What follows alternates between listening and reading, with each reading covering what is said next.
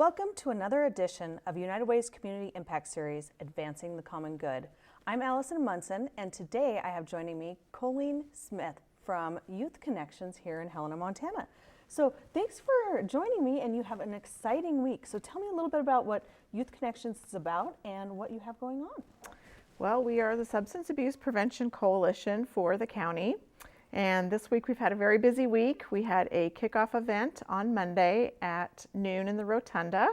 We had the Attorney General, the Lieutenant Governor, representatives from Senator Daines' office and Senator Tester's office come and help us kick it off. We received a mini grant from the Montana Department of Transportation, which allowed us to do some work with Carroll College. And so their public health class did a bunch of work around driving under the influence of drugs, and so they reported out on that, so that was exciting.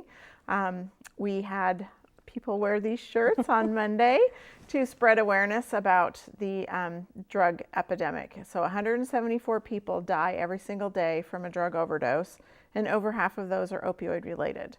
That does not include alcohol, and that's in the country. So just bringing awareness. Some people are like, boy, those shirts are kind of grim, but if we don't talk about it, it doesn't make it go away, and we can't address the issue and start conversations with our kids and our community if we don't bring out the issue. And you work every single day on these kind of issues with our youth in the community. So how do you do that? Because this week is important to spread the opioid addiction, but you do a lot around alcohol prevention programming, peer-to-peer mentoring, and building up kids to be successful. So can you talk a little bit about that? Sure. So we have a program called Peer Performance, and we have it in both the high schools, and then we got a Vista this year to work on it to put it into the middle schools. And it's not a club, it's a lifestyle. And so kids basically sign on saying, yep, I'm going to commit to a healthy lifestyle, which we say is sleep, nutrition, central nervous system recovery, staying active, and then being drug and alcohol free. And we tell them what the benefits of those are, and then also what happens if you decide to go down that road of trying drugs and alcohol, and what that does to your body and your brain, and how that it can affect your sport or activities if you're in speech and debate. And there's just a lot of research, and telling the kids why we don't want them to drink or do drugs is way more effective than just telling them, don't do it. We know scare tactics don't work with kids. So it's really educating them and letting them make the healthy choices.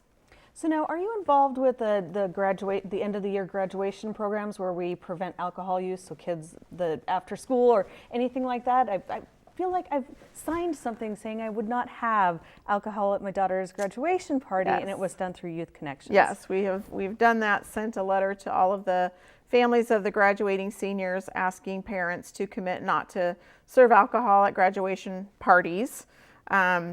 We've had a sponsor in the past, so I'm not sure that's going to happen again this year, but always reminding folks that it's never good to give kids alcohol. There's so much research on what it does to their developing brain, and so really trying to get the word out there. But the parents do the senior all-night party after graduation, which is amazing, gives them a healthy and safe place to go. And last year, we started doing the last day bash. So on the last day of school, which this year will be June 6th on Wednesday, we just have a fun day that anyone in high school can come. We have free food, we have a DJ. We had inflatables last year. The National Guard came with a climbing wall. We had a slip and slide. It's just a lot of fun. The kids had a really good time. So we're hoping to do that again, and need the community's support to do that, to sponsor activities, and if they want to donate to help us get some inflatables, that would be awesome. So that's one way people can get involved, is they can donate to Youth Connections. And what are some other ways that parents and just community members could get involved?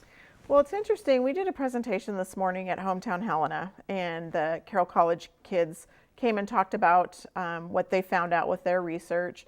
And then we've brought in a speaker from Chicago, and he spoke briefly. And there was a lot of conversation this morning on what can we do as a community. And so anybody that's interested in helping do anything that we do, we would encourage them to attend coalition meetings. We've got a prescription drug task force.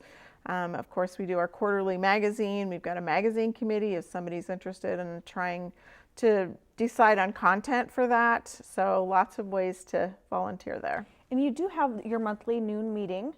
Is that on a consistent, is it monthly? We started doing it kind of every other month. Okay.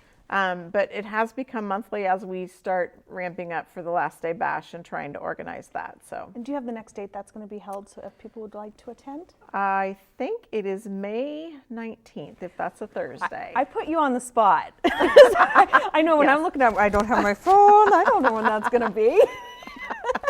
And now, mostly this week, when it's one of the busiest weeks that you have, I actually saw you at a presentation earlier this week, and you listed all the things off, and I'm like, man, and you're going to take the time to interview here on HCTV with United Way, so we appreciate that. Absolutely. So is there anything else you'd like to add? I mean, can people still purchase shirts? Yep, we still have shirts available for $5, and I mean, this has been our campaign for the week, but it's not going to change the fact that 174 people are going to die every day. So if anybody wants to wear a shirt and wear it around town and start that conversation, we would most definitely be happy to do that. Tonight we've got our Take Action Forum at 6 p.m. at Blue Cross Blue Shield, where Andy Duran, our national speaker, will be there, and the Carroll College students, and then we'll have a panel of experts. Saturday we've got the Drug Take Back event, so we'll be in 3 different locations. YMCA, Shopco, and out at East Helena in conjunction with their Out of the Darkness Walk, because we know a lot of teenagers use prescription drugs to attempt suicide.